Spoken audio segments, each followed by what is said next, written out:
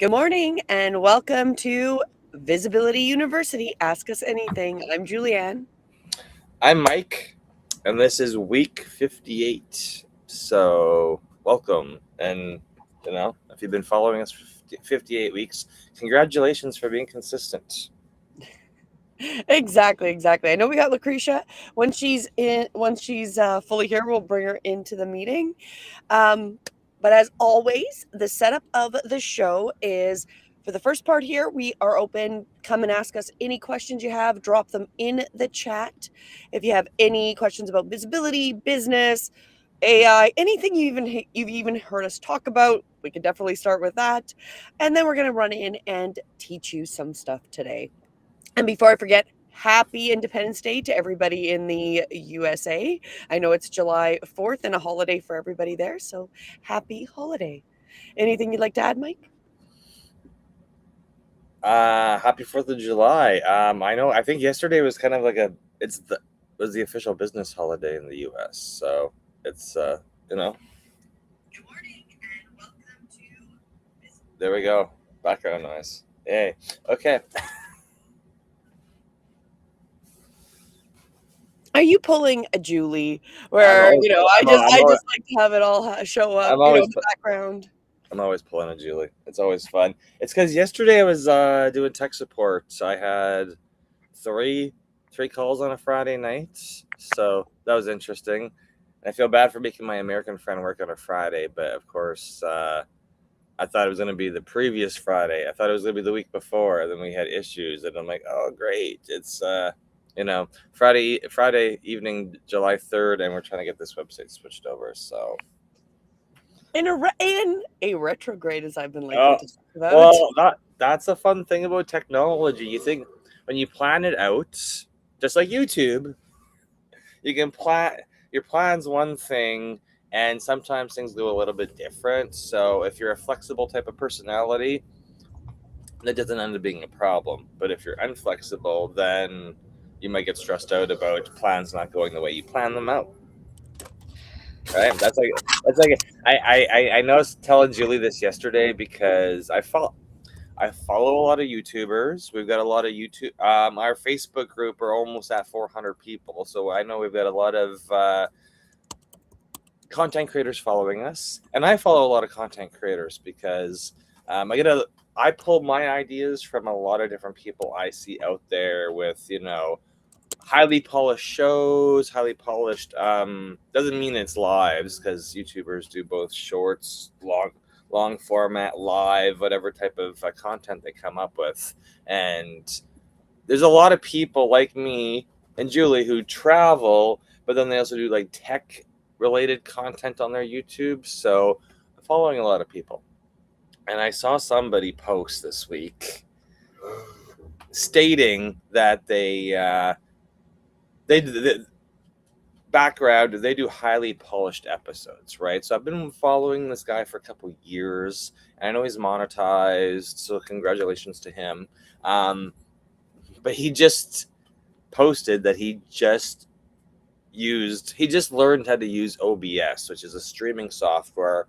We use Restream just because it's easy to use interface, and it's one of the easiest to use interfaces I've found. So I thought Restream's really easy to teach people. OBS, not really easy to teach people, but OBS is free and whatever. But he posted that he's used OBS for the first time, and it was great until he realized nobody was watching him, and then he posted that he was upset nobody was watching him, and it's like, you didn't tell your audience you were going live and you were expecting people to show up. Well, you got to keep showing up live the same time so people know it, and you have to tell people. You do have to tell people. I know we want to put it out. You know what? I think the days of where you could just put something out online and it didn't matter what it was, and somebody or people will see it is not necessarily the reality anymore, right? Like just because you go live doesn't mean anybody's going to even see you live, right? Well, not if you only go once. It's got to be frequency, and it's got to be consistent, because you got to show up and show up every single day or week or whatever your frequency is. I see this a lot, is that, people go a couple times. It's the same as just doing a manual static post on Facebook or Instagram, LinkedIn, or whatever. If you only do it once and you have no audience, I don't think anybody's going to see that. But if you're posting regularly and consistently, no matter no matter what your judgment is on yourself, that's your judgment. You have a community. They may not have been activated recently. You may not have communicated with them recently. You may not have seen them in person recently. But generally, on your social media, you've got connections, whether they're family, friends, coworkers, colleagues, whatever. How often are they normally used to seeing your stuff? And if you just go live, you got to keep doing that for, I'm going to say you're going to have that like 30, 60, 90-day window where you got to go live consistently and organically tell people you're going to go live. Beautiful thing with YouTube is you can schedule them ahead of time. So once you I see David posted in the comments, he's got one of our colleagues, one of our friends, one of our YouTube students. He's got 100 subs. So congratulations, because that's the first interval. Getting to the 100 and then getting to being positive about that, because you wouldn't get there if you didn't start. So now that you've started and you've been consistent going every single week, just keep building it and just keep showing up. Building the momentum. Exactly. And Lucretia has put in our other chat that she's planning everything, so she's going to be consistent all of July. So that is awesome. And that's the big thing, is just getting into movement. That's what I think the word is. It's too early here. I haven't had enough coffee. We're back in Central Time, so we liked it when we were Atlantic and we were ahead of Eastern. So exactly, when it was 10 and you're 9 Eastern, right? But I wanted to, before we go more into it, I want to shout out, hello Lego Boy, hello JR Wanted, and Dave Chemetsky. I know you guys are all in the chat. Hello. And we do have some questions as well, but yes, showing up regularly is exactly why he's getting some success. He's telling people he's showing up. He's being consistent. He's posting. I'm seeing postings on Facebook as well, right? So he's has a plan to let people know he's going live. So that is awesome, David. We love that. We love that you're moving up in the right direction. And so we do have a question. Did you want to look at the question in the chat? Sure. It is from Lego Boy, and it's, how do I use YouTube Studio? But then which goes into that's a whole, I don't know how many days we could do of a course, probably a multi-year course on YouTube Studio. But he also said at the same time, the next comment here, I can't make videos anymore. So I guess where would you like to start with that? I can't make videos anymore. I'm not sure, because realistically with YouTube, you're gonna be making videos, right? So are you filming something on your phone in what type of videos? And then YouTube Studio, it's really just a matter of going in there and hitting create, where you can upload an existing video from your phone or something you've made on your computer, or live streaming. You need 50 subs, right? So there's just a little flesh out that question a little bit, because I'm not quite sure what the context is. YouTube has their own YouTube channel with a lot of tech, or let's say tutorial videos. So we usually, we have 58 episodes of YouTube University. I know that they're not quite they're not in order of step 1, do this to start, step 2, do this to start. My whole goal is to have a course where people can go buy, and we'll go step them through that. But that's not how we started. In fairness, let's step it back. Really, that is what our visibility engine's for. We work one-on-one with each person to where they are, right? So if you know how to use a bunch of the studio, but you don't know how to use certain parts of it, or you use certain, a lot of people like Zoom or the OBS, like you said, or they're using whatever tools people are using, we help them work with their tools or learn more about their tools. So we actually hold people's hands through that. But Lego Boy did say that the tool that he was using was his iPhone. So that was how obviously he was making that, or I'm sorry, well, it says Lego Boy, so I'm assuming it's a he. That was the tool they were using, and they can't make live streams. Well, I'm wondering. So this is the funny thing with live stream is that, of course, you need 50 subs in order. You need 50 subs to do a live stream from your phone. However, if maybe you got flagged for something, we've seen this a lot. Just sometimes if you're under a certain age, and YouTube detects an underage voice because everything is AI screened now. So if you were underage doing a live, they might block you. There's other reasons they may block you for doing live That streams. And may be exactly there if should be this a is correct. message when you go into the YouTube studio on your phone. If you try to go when you're brand new to YouTube, you can't do a live. You have to request it, right? So you have to request it and usually turn on two-factor authentication. And then you have the privilege at that point of doing lives. It's easier though you'd have to, I would suggest you go to YouTube Studio on your computer and Well, log. if you step back, Go ahead.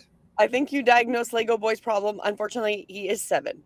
Oh, well, there you go. If you're underage, I would suggest you don't do lives and you just upload videos. And if you've already got that account banned, I'm not saying start a new one, but that's usually the route every YouTuber goes when they get banned. Doesn't mean the second account's not going to get banned. We've already had a 20-year-old student get banned on two, but that was just because he was making such awesome content. YouTube could not believe he was making such awesome content, and he got both accounts banned, but then he got back in 48 hours later. Exactly. So. And being underage, the other thing I would recommend, because we have our daughter, she's been making content. It's under my account. Like I have set up the account for her, and we've had problems with live streaming because she is under 18. So she makes the content, and we support her with that. So I would recommend you talk to your parents, and or have that would be my hope, is your parents will encourage you to create. Yeah, that's the whole thing. If our daughter does a live, I have to show. Adult has to show up in the video. So yeah, we'll just leave it there. And exactly. So I would, if you love making content and love being creative, make your stuff. Keep it on whatever device. If you only have an iPhone because you're young, get used to doing it. And when you can go live and get access to the internet the way you want, you'll have started to master those skills. So being interested in being able to create content is where we need to have everybody going anyway. So work on your creative part of it. And when you're able to, you'll have mastered and built skills, right? Realistically, any person who's been successful in businesses, or not just business, but any art, like any type of field, it's like 10,000 hours. There's a book by Malcolm Gladwell, Outliers, 10,000 hours of you honing just one particular skill, right? So that's 3 to 5 years for most people, if not longer, depending on your learning curve of that particular skill. So it's great to, if you're 7, if you're a kid watching this, no matter what age, but especially children, learn like on your phone or your computer. CapCut's free. Just start. There's a ton of different ways to learn how to do videos. They could be animation. There's a ton of ways to just get started, because it's funny.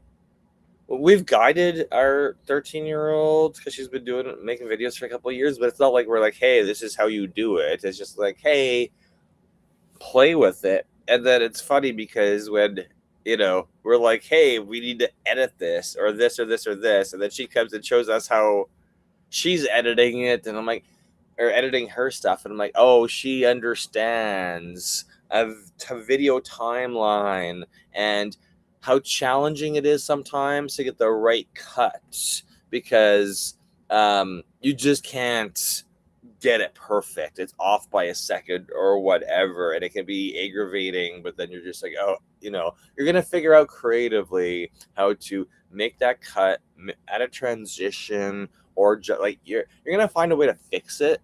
And if you're going to get annoyed, and then you're going to find a way to fix it. And that's just part of the learning process of video editing and making content, right?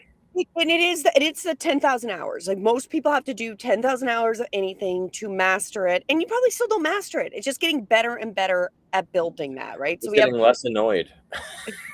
And knowing the tools better, or just getting more confident with your skills, getting quicker with your skills as well, right? Because if you think about it, the more when you start something, you're not really quick at it and you're not really good at it. But, okay, fair enough. You might have some magical skill that just comes out of your soul for sure, and you don't need 10,000 hours. But the majority of us have to do practice, practice, practice to get better at things. We have lots of comments. Lego Boy will be back. So thank you for the comment, Lego Boy. And we do have a question. I told Emma, can I ask a question? I told her to drop that in, so I will watch for that.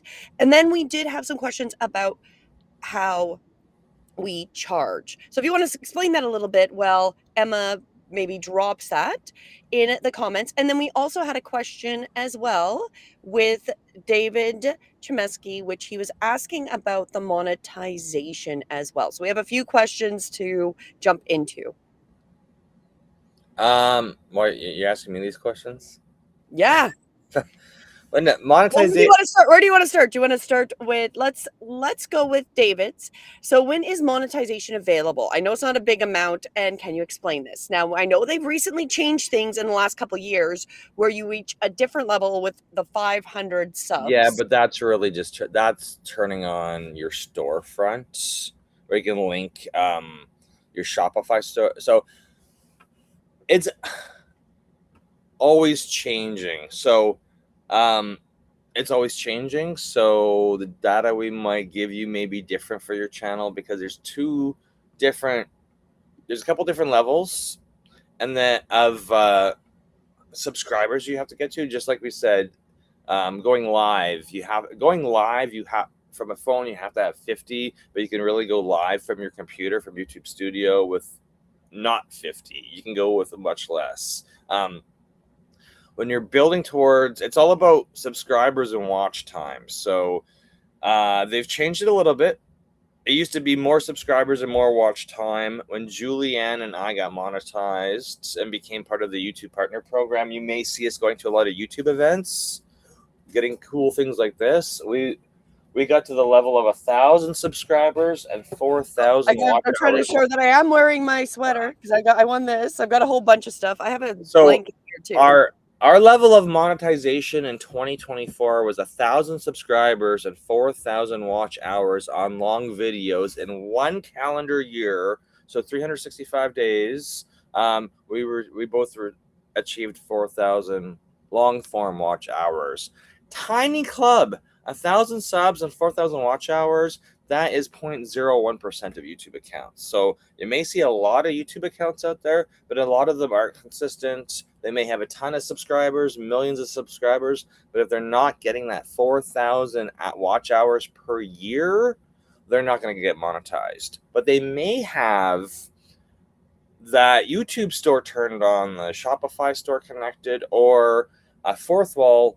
Fourth Wall is kind of YouTube's print-on-demand store. There's a lot stuff like this that comes from Fourth Wall, where you can make signs and stuff for your brand. So there's a couple different ways to get monetized. You can add a store. You don't need 1,000 subs anymore to add the store.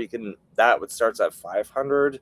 You can turn on memberships where you're charging, where you've got like this special membership area. You can start turning that on at 500 subs now. So there's a bunch of monetization. Is not just one way to make money off YouTube. There's multiple ways. If we're directly talking about AdSense, where when you start getting viewers on your channel, on your show, is when YouTube starts running ads on your channel, just to see how the advertisers are happy and how many views are coming through. So when YouTube starts running ads on your channel, the revenue you can the revenue you can make from those ads is called AdSense. That you need to be fully monetized for, but it's not even an easy thing because you get your traditionally you get your 1,000 subscribers, you get your 4,000 watch hours. If you're doing it on shorts, it's different. And that It's a different, yes. So there are that different that that criterias. those numbers are always changing, but it's traditionally 3 to 4 million views from one shorts. Yes. So that's really when you are tapping into virality, because you know you're posting shorts and you're getting to that 500 views and the 1,000 views, and there's different views. The shorts algorithm is kind of like surfing, where it's like you get to one level and then you keep riding these waves, right? But you know, I can't. Well, It, what's it, it, interesting, it, it I was it's going to say that it overlaps with what we're going to talk about today, because like the monetization comes from the different ways. You can definitely get monetized by doing shorts. You can definitely get monetized by doing longs. So I think it's easier doing longer form and being consistent than attempting to monetize through shorts, because you do need so many people to see so many of your shorts. and that's just because YouTube can't run as many ads on a short, right? So Exactly. they say you Exactly. So need your millions of views for it to be financially, for us to give you a piece of AdSense. And we can tell because when we look at our monetization, it'd be like, hey, you've made $1 for this video. You've made 4 cents for this short. That's just based on how many ads they can cram into your video content. Well, and it is, and watch time. And obviously when you're doing shorts, even if they're watching, like, okay, so you've got different aspects that they'll look at your video, how long you're watching, right? So a short, and if you, a lot of people game it, and you'll see those people that have done like those clips that are literally repeat and they're like half a second and you don't even know you've suddenly watched it like 40 The times, loop. right? The So loop. they'll get that somebody viewed their video 1,000%, right?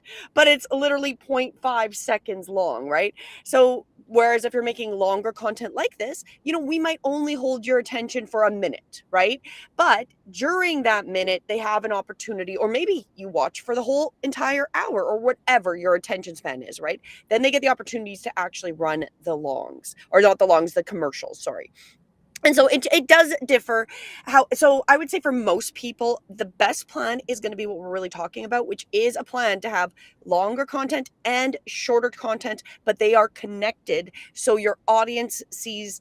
And essentially it's a branding, it's an online branding, right? So they know that what they're watching, and then they see a clip and it matches, right? They don't want to necessarily see these shorts then go to a long and they don't have anything to do with each other. So that's what we're going to talk about coming I up. was I was gonna say, and the question about monetization, I'm like, there's so many different ways you can use YouTube to pull revenue in, because if you're a business owner per se and you're consistently making video content, I find one of the most powerful tools in search engine optimization and showing up on a Google or ChatGPT search is if you're regularly making content, YouTube starts pushing your videos to Google search. So when you are searching for a business and you type them into Google, you're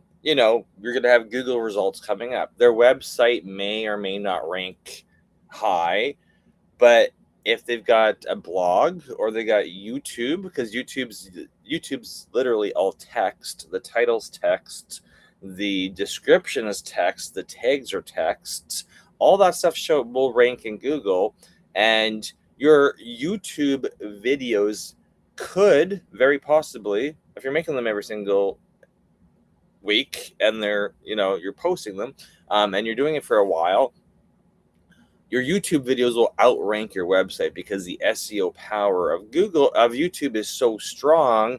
And those videos, if people are looking for you or your brand and your YouTube videos pop up, they're going to go to your YouTube channel, right? And then if you've got your booking links there, it's an easy way to get in through gain authority, know, like, and trust. and to use YouTube really as your top of funnel. If you ever contact us there, they're like, hey, perfect, I Googled you, your YouTube video show. Like, this is where I find a lot of people are using YouTube, and they're there, but it's not optimized, because they don't people. I Google myself all the time. I Google my wife's business all the time. I Google other people's businesses all the time, because I want to make sure, if I'm consulting for somebody and they say, "Oh, my website doesn't really work," I'm like, "Let's fix your website, and then make sure you're on Google Maps, and then let's make sure, oh, hey, you're on YouTube. Why is your YouTube not ranking? Let's go fix the titles and descriptions, put your name and your business in there. Hey, look, now everything's ranking on a Google search." So it just makes So you really it makes your brand so much more powerful when somebody searches for you. And it's not just your website that's reporting great things about you. There's maybe LinkedIn. If you're using our visibility engine and posting your content everywhere simultaneously, using the power of Restream that we're using today, and this video showing up multiple platforms.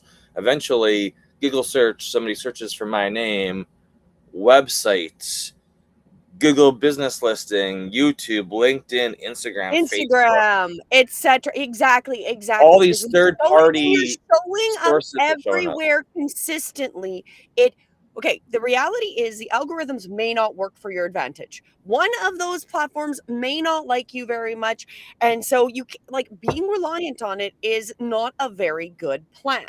So when you do something like this, where you are showing up on all these different platforms, which is our visibility and engine that we're teaching all the time, when you are Googled, it is amazing how many things. I show up on Instagram because I post to Instagram. I don't have as many followers.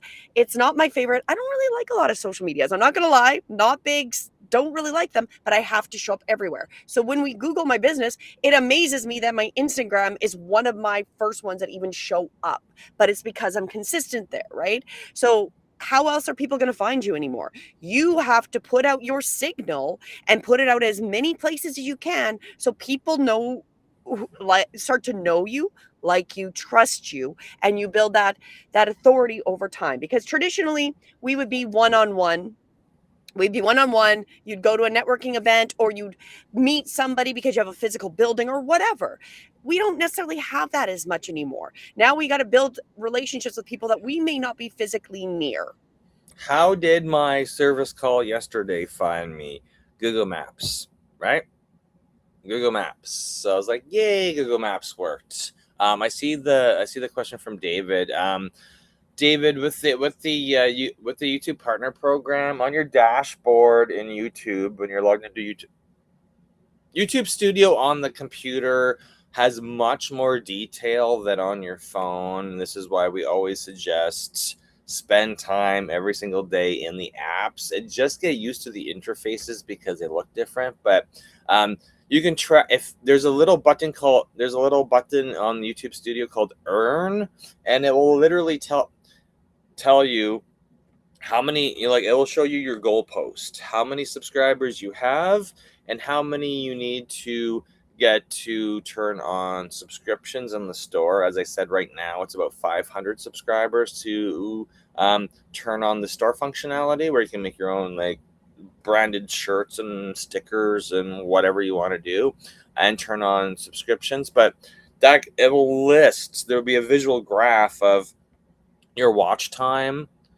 and that's never going to be up to date. It's probably going to be 72 hours or a week behind, because we're always looking at it. We're like, hey, wait a minute, we just added 8 hours of watch time this week based on this particular source, and it's not really up to date. It will get up to date. You just got to realize there's millions of YouTube channels, and there's millions of videos uploaded every single day, and the analytics are always off a little. They're not off, they get accurate, but it's always running a couple days late. Anyway, there's in your YouTube in YouTube, it will show you exactly what your progress is. And then when you get to those certain levels, you have to apply yourself to the YouTube Partner Program. It's not automatic, so they're not going to email you to say, hey, we want to pay you. You gotta Yeah, exactly. You have to be you gotta be interested. like a hawk in there, because Yes. if you achieve the YouTube I'll just go through this, because it's not always straightforward and easy, because as soon as you get accepted into the YouTube Partner Program and they accept you, um, they're going to ask you for photo ID, blah blah blah, all that stuff. They're going to ask you to link an AdSense account to your YouTube channel. And an AdSense account, typically, if you have a website, you may already have your website linked to AdSense. That's how you can actually use Google Analytics to track how many people go to your website. That's a component of AdSense. But AdSense is how they pay you. If you're running ads on your website, you have AdSense as well. AdSense is how YouTube pays you. And you have to be accepted into the AdSense pro. So first you have to get accepted into the YouTube Partner Program, and then in order to get AdSense payouts, you have to be accepted into the AdSense. So we've got a bunch of different accounts, and some have been easy to get accepted into AdSense, and some haven't, just based on tax. You got to submit tax information, your bank account information. I had a struggle with my bank account, even though it's the same one my wife uses. And regardless, there's just a bunch of hoops you got to jump through, because Well, and this is part of the process we will help you with. So when you become part of our visibility engine and you are meeting with us, we can help you go through the process when you get to that point, which is part of the things, because we've gone through it and we've had our own it struggles may doing it, take so we know how it when works. you're waiting for AdSense acceptance. Sometimes it's automatic. Sometimes they make you wait 30 days. Sometimes during that 30-day wait, they may not be counting any of your watch time, which may make you upset, because you're like, wait a minute. So it's a fun challenge, but there's real earnings behind it, right? So then you're like, hey, you go, but then it's a real mental shift, Okay, because so we got some more questions. So first I want to go ahead. say good job, Lucretia. It's always great when you get some more subs and you get more watch time. That is always what you want to see, is the improvement. And being consistent is the big thing, right? Because you have to remember, when you're looking at the statistics and the analytics and everything behind the scenes, like Mike said, first off, they're not necessarily up to date. Some of the stuff, it might be a few hours behind or a couple days behind, but also continuing to show up is what is important if you want to keep seeing growth. You stop showing up, you stop that momentum. Now, Lego Boy had a question about getting verified. So did you want to take that? And then there was something else I wanted to say about that. Oh, I also wanted to, Lego Boy was asking if they were the only one in the live stream. We are live streaming across multiple platforms simultaneously. So if you are watching live, please do subscribe wherever you're watching live. And if you are Subscribe and showing us turn the on the only person, notification bell. Hit the you, bell, hit the bell, hit the bell. exactly. And if you are showing up as the only person, you're not the only person. You might just be the only person on that specific platform, There's because like we are literally, we're between putting our 19 and 25 right now, so it just yeah, fluctuates. you're not the only person. And we also know that just the analytics doesn't feed back with all the different social medias that we're on. So Well, some of them we're actually getting a lot more views, but it just depends on what you're watching us on. So you might be the lucky one on one of the social medias by yourself. But how do you get verified? Normally that process doesn't really happen until you go through monetization, but then again, depending on where you live and with all the laws and things going into place.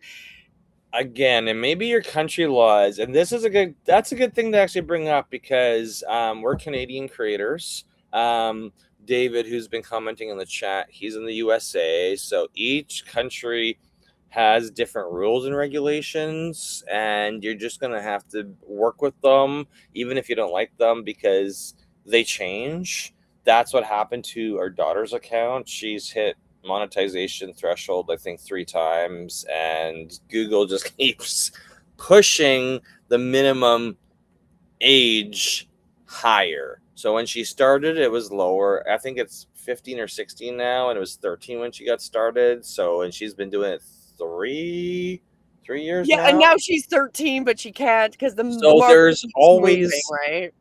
this is why I said 10,000 hours, because sometimes you got a goal. I want to be monetized. I'm 15 and I want to be 14 and I want to be monetized, and then you get to the monetization level and you go to submit your ID and all that stuff, and then YouTube's like, sorry, you gotta wait another year till you're 16. I'm like, they could push it till 18. Like, it's one of these things where each platform's gonna be different, and you're just gonna have to work with the rules.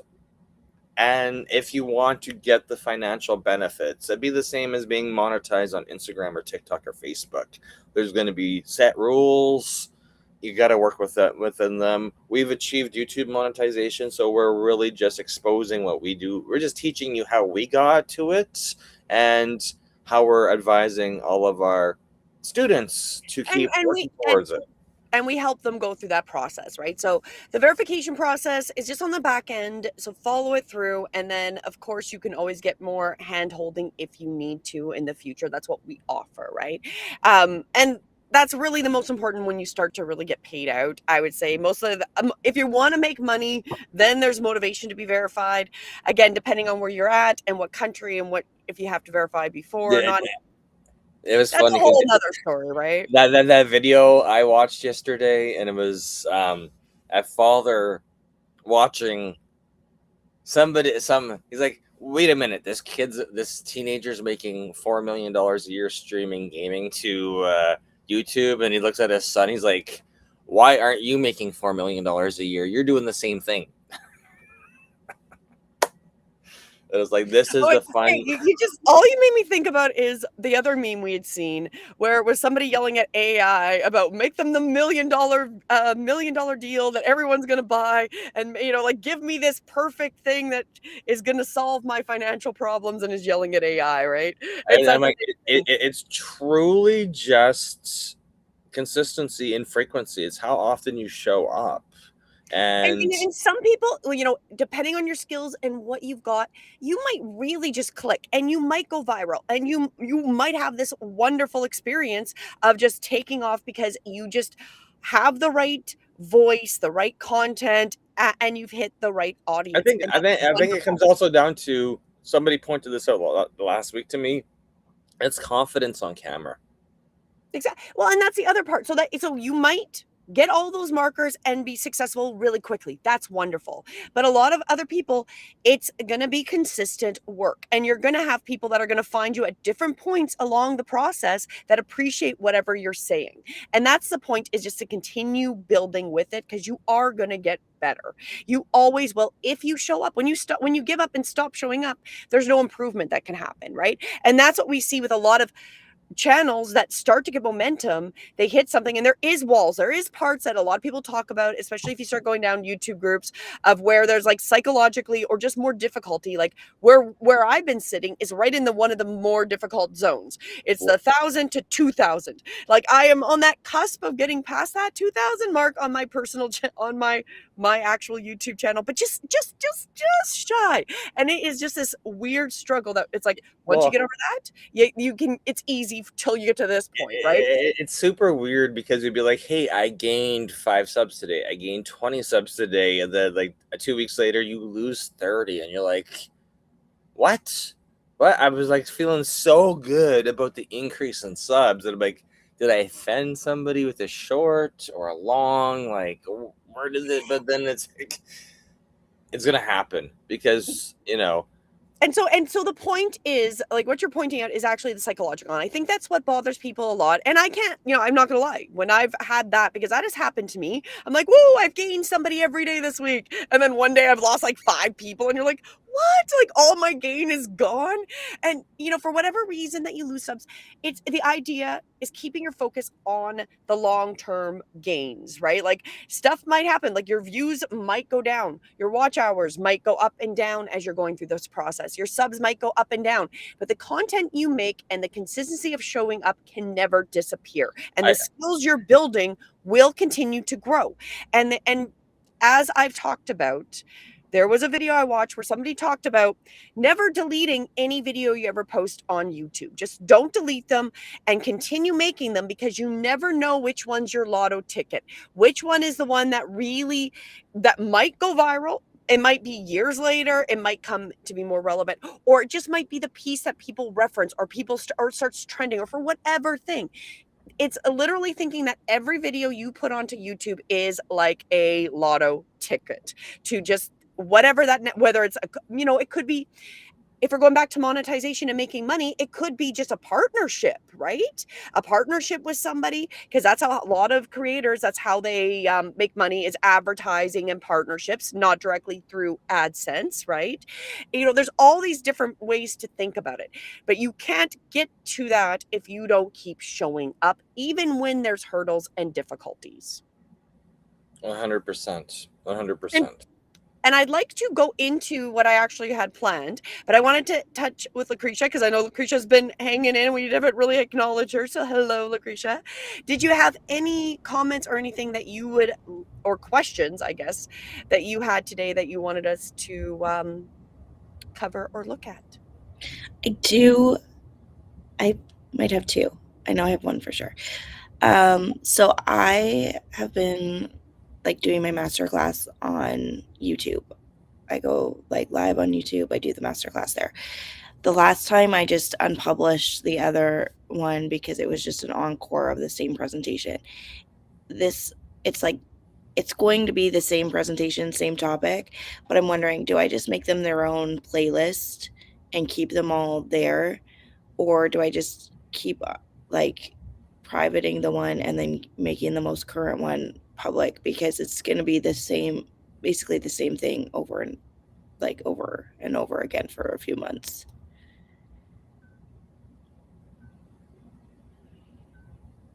You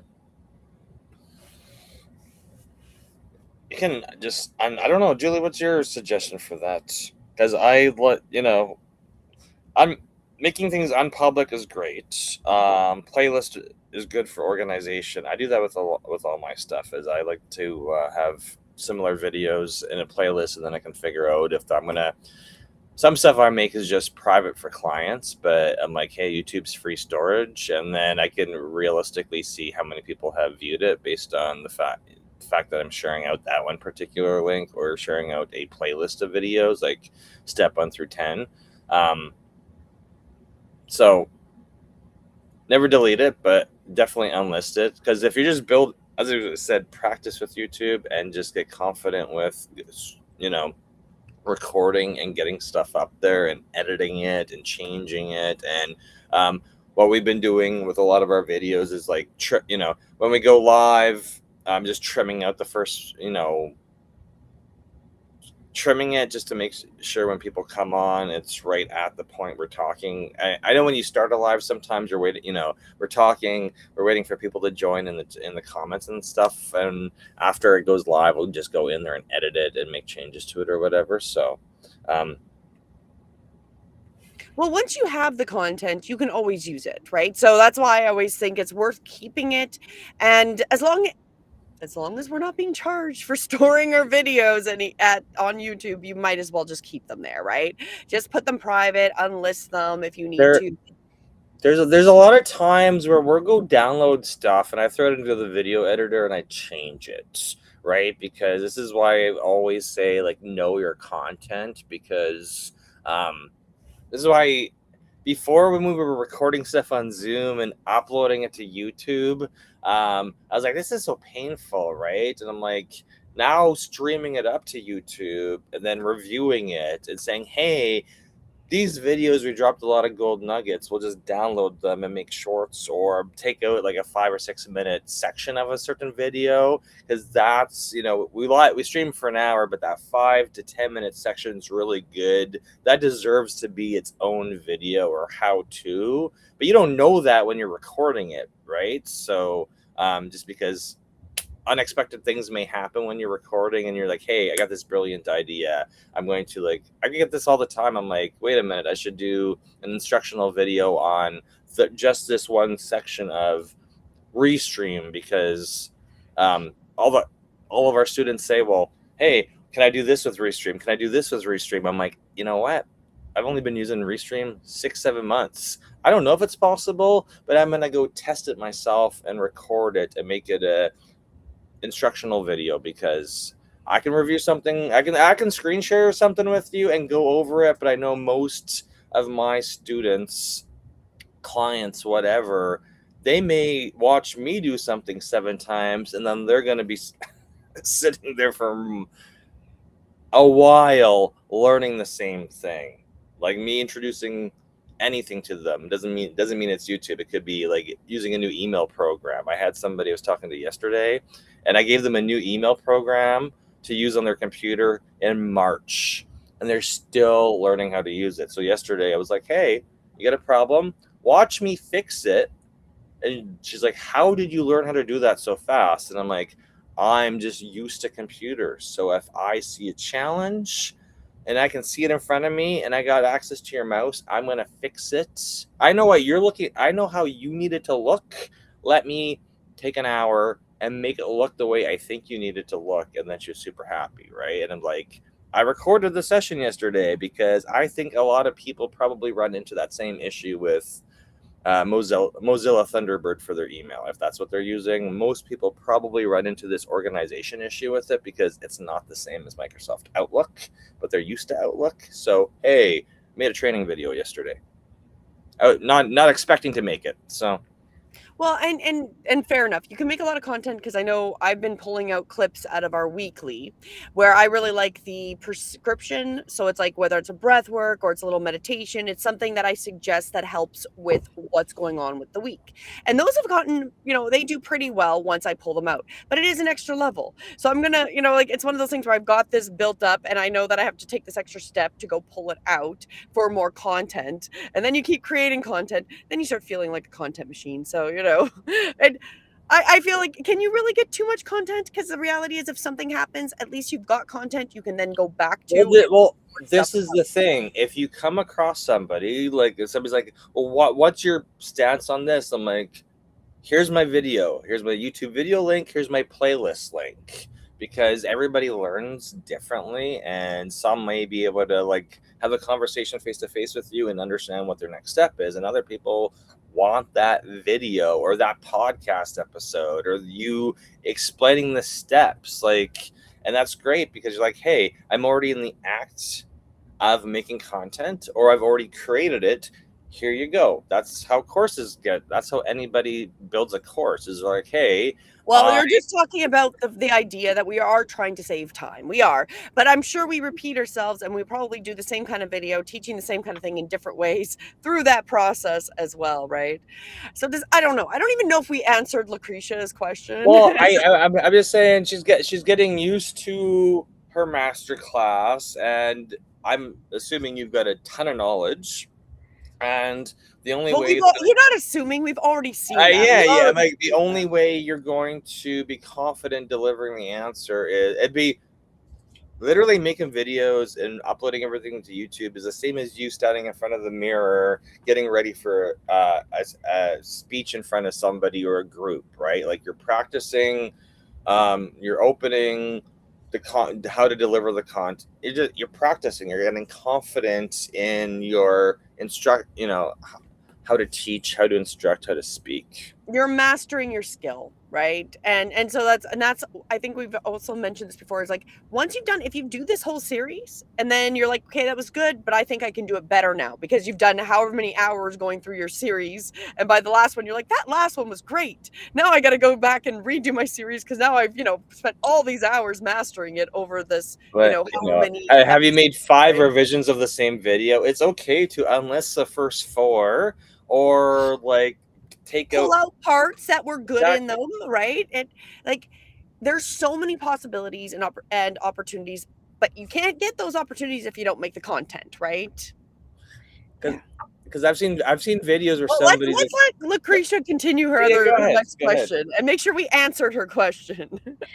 My next question is, I've already on Restream, I've already scheduled out like all my YouTube videos for the next, I think, 3 weeks, and I'm still doing more. But I want to pre-record a couple of those just because I want to make sure that I'm showing up live, but just the way the week is going, I'm going to have to kind of pre-plan. Yeah. Because I've already scheduled them on Restream, when I record them and like schedule them, is that going to like duplicate things on YouTube or Restream? Like how does that work? Do you remember our experience, Mike? We've been playing with it, so I don't. Well, it is not. No, I've only accidentally duplicated, and I'll explain the scenario of how I've accidentally duplicated one. It should not, because what we did like this past Monday, we actually had to record our 2 reels. So we recorded it. So I actually had already prepped it. Then I just turned off the schedule. So I just removed the time schedule. We then recorded it. And then Mike went and then we just went up and then preset it. Okay. Yeah, Right. so when you're scheduling something on YouTube, it's really just a placeholder. It's like an advertisement, right? Like it's the advertisement in the broadcast schedule on YouTube. So it shows up, and then as soon as the video is live, any of your subscribers who have turned on notifications are going to get an email that you're live, and then of course YouTube sends out the general message that you're live. So if you schedule something and you put a placeholder there, you can't connect a recording to it. However, you could just go when you have a recording ready to go live. It's still going to make you schedule it, whether you schedule it for an hour from when you upload it or weeks from when you record it. You'll just have a new thumbnail that goes up. Yeah, and it will, and when you unschedule the one that you had preset, so you can use the one you already preset, but then just not go. So then you just record it versus go live, right? Yeah.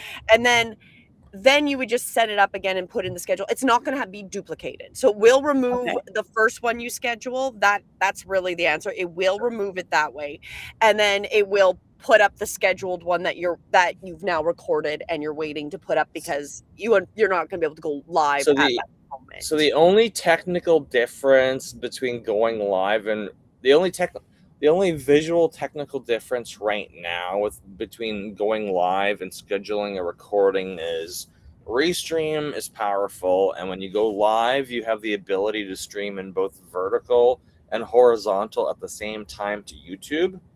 Or when you Can I hold on? I don't know if Lucretia heard you because you cut out on my end. Were you able to hear Mike, Lucretia? Yeah. He didn't cut out for me. Okay. It's just Julie's computer. Just me. Okay. I'll just sit over here. Okay. So this bugs my wife. So this is why I'm pulling up this technical issue right now. It's not a technical issue. It's just that when you're going live with Restream, you have the ability. You didn't have this ability 6 months ago. So right now we have the ability to go to live stream in both vertical and horizontal. We're using MacBooks right now. I can see both my vertical and my horizontal stream. When you record in Restream, you have the ability to record only in vertical or horizontal. So when you're taking a recording, you're going to only be streaming one way, which you may not have an issue with.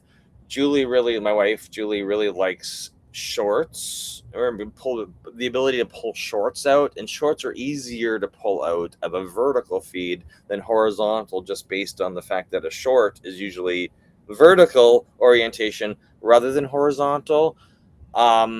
So that's just been the only annoyance we really have with it, because it's not that we've pre-recorded a lot of our live streams. There's been 2 or 3 times where we've had to, just because the internet sucked or something else came up in our schedule, and we're like, hey, let's pre-record it and then restream it. If you've got old podcast episodes or anything that you have that's old footage that you're rebroadcasting, that's likely going to be horizontal anyway, so it doesn't matter. You can upload it to Restream, and then you don't have to, and also we don't have to do scheduling from Restream. You can schedule stuff in YouTube on YouTube's website. I just find it cumbersome and confusing, and I find Well, the only Restream. problem with that, Mike, is scheduling it on YouTube that way. Restream's not going to feed it. So I so then that would be when you have that magical, like, oh, one that's just this notification that's waiting for a stream. Yeah, and yes, but that. I'm not saying that. Some people are like, "Hey, I can do it from YouTube Studio. Why would I use Restream?" I'm like, Restream's just an option. We like it, and I have that. Well, okay, if I'm going to go with simplicity, because as Mike said, I'm the one that'll complain about it. I thoroughly prefer going live in real time so I can go vertical and horizontal.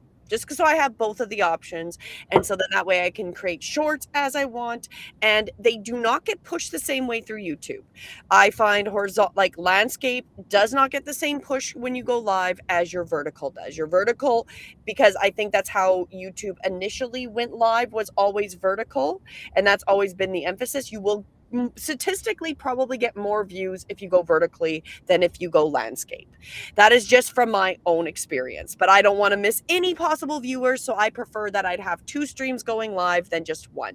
But in scenarios where I'm not going to make it live, we will record it, but I'm only going to record it once, and I'm just going to push it through whether we do landscape or vertical, right? Now, when you're scheduling, I prefer to schedule it through Restream. Now, if you do have issues or whatever, we've already struggled with different issues. That is part of becoming a visibility engine member, because then you can talk to us, and if you have a situation, we've probably already dealt with it, right? I think I've told Lucretia that this week already. It was like, I was like, scheduling taking usually it's a minute or two. Sometimes you gotta wait 5 minutes, and you're like, okay, Restream is literally sending your thumbnail, your title, your description, and the schedule to YouTube. And obviously, we live in a world of we like things to be. You click a button, it's done. Sometimes these things take five minutes or so for you to. And for the servers to get updated, because we're pushing And it. if you're not patient, it may annoy you, but that's just exactly. And the one nice thing about the Restream, okay, I know besides the patience that it has to get pushed through, is if you do change anything while you've already got a preset, it will push those changes through as well. So I do prefer to set it up, because I don't want to have magical empty live sitting waiting for a stream that never get activated. So that's why I don't like setting them up manually, unless you're only going to stream directly to YouTube, which is not wrong, but that's not what we're really emphasizing. We want you to be seen everywhere. We don't want you to only be on YouTube, right? So that doesn't, if you're practicing your 10,000 hours, you're great, but really what we want you is to show up. We want everybody to show up everywhere, right? So Restream is thus far the best product we've seen for that. Well, that works for us at this moment. Exactly. It's all about being, I don't want to say being efficient with your time, but refocusing your time.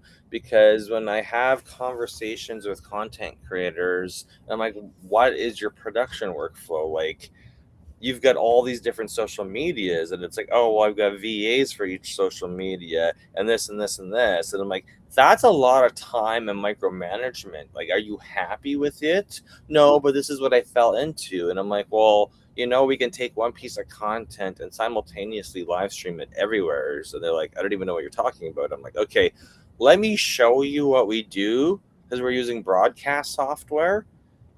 And then maybe this will kind of get your like light bulb moments going off, because I'm like, we could literally, with your longs or your shorts,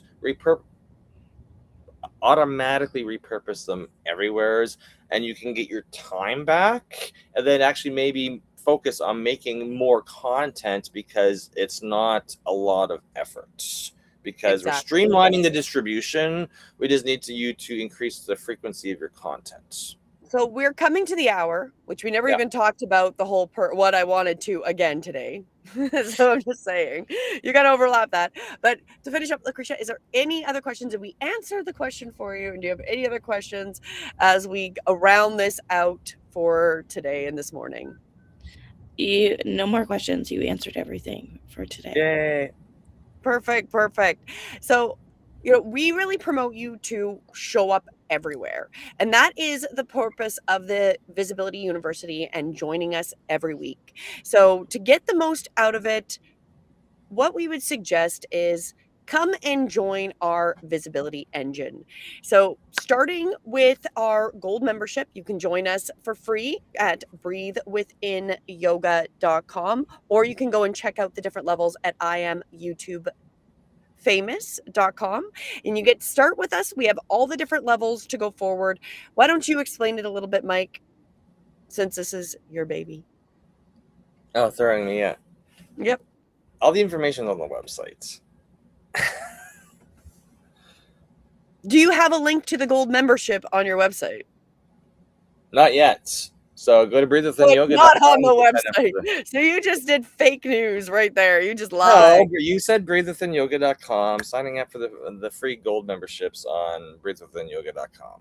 And that gets you onto our email list. So you are emailed and notified when we go live, because we do go live 4 times a week. And then that way you can know what's going on. It is all about getting clarity. And we're talking about your getting a system in place to help you be seen and help you do the correct timing. So the visibility engine is where we want to help you start to be visible online, whether you have a product, a service, whatever you're offering, you need to be seen. And putting it behind a gated wall on one social media is not good enough anymore. You have to show up everywhere. You've got to have the algorithms know that you're putting out that signal, and we will help you and answer all these questions. We've got different levels. This is the free one. You've joined us here today. This Saturday, we come live every Saturday at 9 a.m. Eastern on YouTube. And when we go live, you can come ask us questions and we'll talk about it. But when you want more help, that's where we suggest you join us. You can become the first levels, the gold. If you go to iamyoutubefamous.com, you'll see all the different levels. So whether you want to join us live every week here, so you can ask us specifically your question, we have private classes with everybody that is our member every week on Wednesdays as well. So you can come in and have the conversation and we'll look directly at your YouTube. Or if you want us to hold your hand through this process, we also have that as well. So we've got different levels depending on where you need help. But do make sure you come and join us again. We are live 4 times a week. So you can find us at breathewithinyoga.com and I Am YouTube Famous. We will be live tomorrow night at 7-Eleven, where we'll go over the weekly energy and what's coming for the week. So part of planning your life, being seen and being visible, is using timing and energies and what is going on to assist you. So knowing when times to be active and when there's times to build. So we're implementing this at, versus just, let's just throw things. It's like the spaghetti idea. I'm cooking spaghetti. Let's see if it's done. I'm just going to throw things against the wall. We want to use timing, visibility to our benefit. So join us to find out what is coming in the week and how to kind of look at the week. So we go live every Sunday at 7-Eleven. That's our weekly energy update where we look at the week ahead. We have our Monday night, 2 Real, 2 Truths and a Lie. So we talk about technology and scenarios and what is actually happening. So this is about getting clarity in our reality and being more conscious about what we're doing. And then we have our Honestly Though, which is on Thursdays at 7 p.m. Eastern, as well as same time, Mondays at 7 p.m. for our 2 Real, also on our Honestly Though. And this is where we look at news and the energies and how these overlap. It's a very interesting dive into what is happening in our reality. And then, of course, we come every Saturday, 9 a.m. Eastern for the Visibility and University, where we help you to be more visible and help answer questions. So your message, what you're doing, your services, what your influence can be found to the people that you can help and serve. Any other thoughts on that before we finish up for this morning? Just keep making content. Right? This is what we see. I've announced a book club, so we'll have more announcements on that in the future, because I know there's a lot of us, including myself, who've made books. We're authors, and we're going to teach you how to make content promoting your books, your author. As well as promote your book. So this is all about, this is really about promoting your book so people know, because one of the side notes, not to go too much into this because I don't want to get too distracted as I'm finalizing up here. there are so many creators that are making some good books and some good content. And then there's a lot of AI junk books going on. So we want to start to emphasize and highlight people that are writing books, so humans can start finding again human books and not It's a human book club. We're only gonna exactly the human book club. So we want to have authors come and promote their books, and we want people who love reading to come and find out about newer books or books they didn't know about. So that is one of our newer ventures that we are still getting all the fine details with. And to make sure you don't miss out on that, go and join the free gold membership. That's how you're going to stay in contact with us and know what we're building. And then if you go to breathewithinyoga.com, it is the button, it says join gold membership. You sign up, you will get notification for all of these and all of our upcoming projects. And on that, I think we're good. You're good? Yeah, let's wrap it up. We'll see you. Thank you for joining week 58. Visibility. Happy Independence Day to everybody in the US. Definitely. Have Happy Independence Day. Great, And safe holiday, and we will see everybody tomorrow night for the coming weeks, because there's some very interesting energy that you will probably want to know about. Julie, are we still in the retrograde? We are still in the retrograde, but then we're also coming to that basket event that we were talking about on Thursday, which is an interesting combination. So join us to find out more. And on that, I'm going to end the stream. We will see you guys tomorrow night at 7:11 Eastern. Have a great night, a great morning, day. We'll see you. Bye.